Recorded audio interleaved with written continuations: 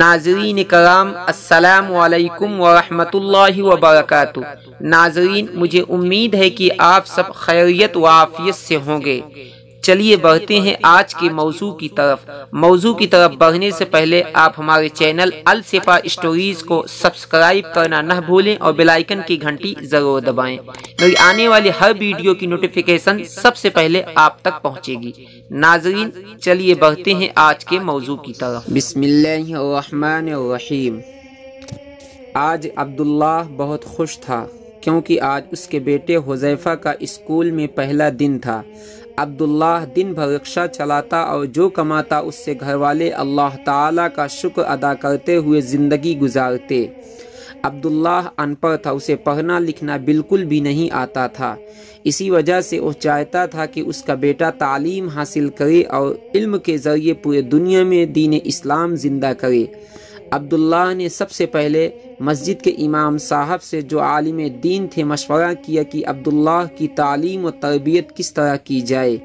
امام صاحب نے عبداللہ کو مشورہ دیا کہ سب سے پہلے حذیفہ بیٹے کو کسی اچھے دینی ماحول والے اسکول میں داخلہ دلوا دو، پھر کچھ عرصے بعد جب حذیفہ بیٹا اچھی طرح پڑھنا لکھنا سیکھ لے تو اسے کسی اچھے مدرسہ میں حفظ قرآن یاد کروا دیا جائے۔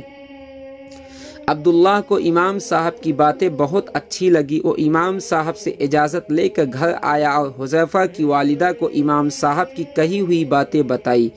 حذیفہ کی والدہ ایک سمجھدار خاتون تھی، وہ بھی ان باتوں پر عمل کرنے کے لیے فوراً تیار ہو گئی۔ عبداللہ گھر کے قریب موجود اسکول گیا اور حذیفہ کا داخلہ اسکول میں کروا دیا۔ آج حذیفہ کا اسکول جانے کا پہلا دن تھا۔ ایسے لگ رہا تھا کہ عبداللہ کے گھر میں عید آ گئی ہے۔ سب گھر والے خوش تھے کہ آج حذیفہ اسکول جائے گا۔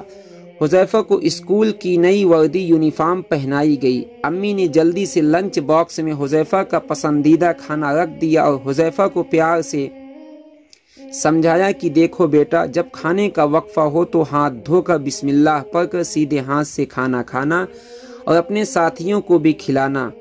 حذیفہ میاں اپنے ابا جان کے رکشہ میں بیٹھ کر اسکول پہنچے، لیکن یہ کیا، جیسے ہی عبداللہ حذیفہ کو اسکول چھوڑ کر واپس آنے لگے تو حذیفہ نے رونا شروع کر دیا اور اس زور سے رونا شروع کیا کہ عبداللہ کو اسے واپس گھر لانا پڑا۔ گھر آ کر عبداللہ نے حذیفہ کو بہت سمجھایا اور علم حاصل کرنے کے فضائل و فائدے سنائے، لیکن حذیفہ میاں نہ مانے اور اسکول جانے کے لیے بالکل تیار نہ تھے۔ اب تو عبداللہ بہت پریشان ہوا اور حذیفہ کی والدہ سے مشورہ کیا۔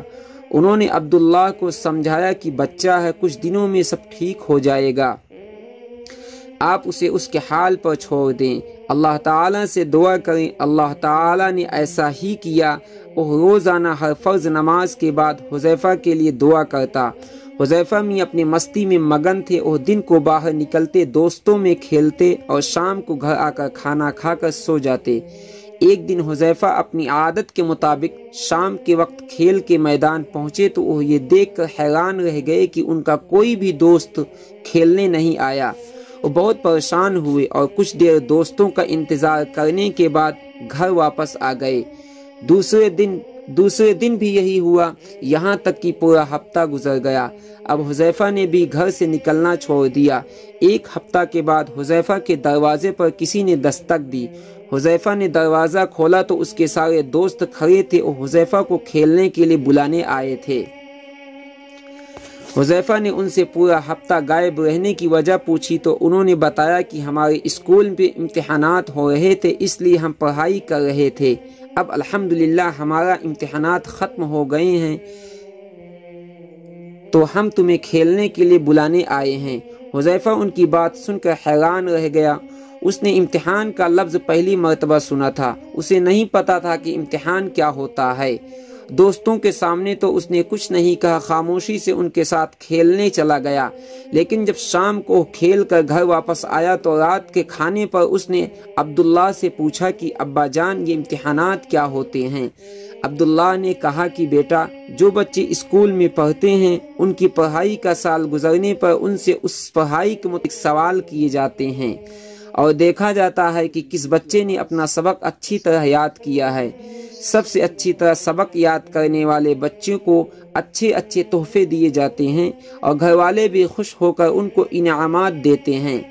तोहफा और इनामात का नाम सुनकर हुज़ैफा के मुंह में पानी आ गया। उसने अपने अब्बू से कहा, अब्बू जान, क्या मुझे भी इनामात मिल सकते हैं?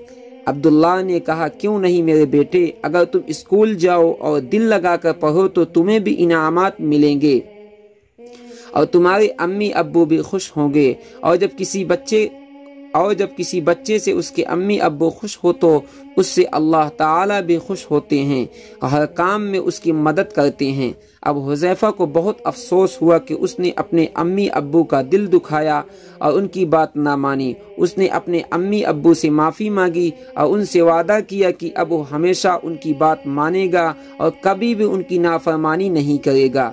मेरे प्यारे दोस्तों, अम्मी अब्बू हमेशा हमारी अच्छाई ही सोचते हैं। उनकी चाहत होती है कि उनका बेटा या बेटी दुनिया व आखिरत में कामयाब हो जाएं।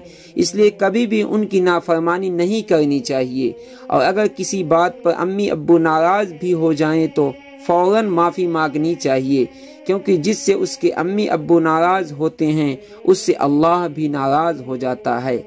हमारे प्यारे नबी करीम सल्लल्लाहु अलैहि वसल्लम ने फरमाया, सुख्तुर रब्बी फी सुख्तिल वालिदैन, यानी वालिदैन की नाराजगी में अल्लाह ताला की नाराजगी है। नाजरीन, अगर आपको मेरी ये वीडियो पसंद आई है तो कमेंट बॉक्स में अपनी राय का इजहार ज़रूर करें। नाजरीन, मुझे इजाज़त दीजिए, मिलते हैं एक नए वीडियो के साथ। अस्सलामु अलैकुम व रहमतुल्लाहि व बरकातुहू।